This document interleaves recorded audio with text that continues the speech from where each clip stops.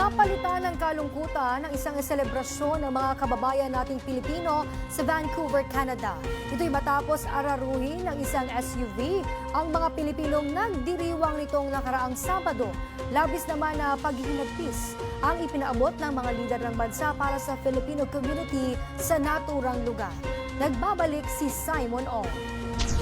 Nagpaabot ng pakikiramay si House Speaker Martin Romualdez sa buong Filipino community matapos mabalot ng malagim na trahedya ang isa sanang masayang pagdiriwang ng Lapu-Lapu Day sa Vancouver, Canada. Ikinagulat ni Speaker Romualdez ang insidente. Batid din niya kasama ang buong kamara ang pakikiisa sa pagluluksa.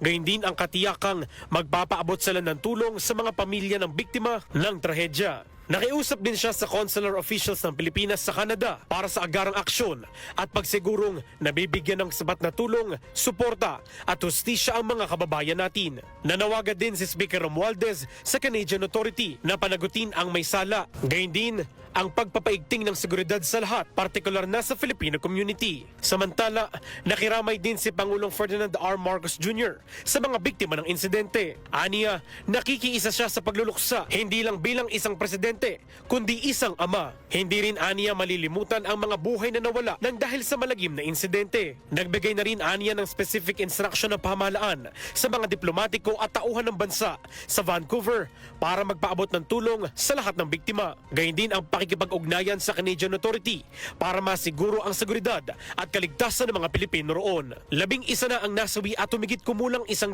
ang sugatan dahil sa pag-araro ng SUV. Nakaharap naman sa 8 kaso ng second-degree murder ang driver nito. Para sa totoong balita sa Bagong Pilipinas, Simon Ong, Congress News.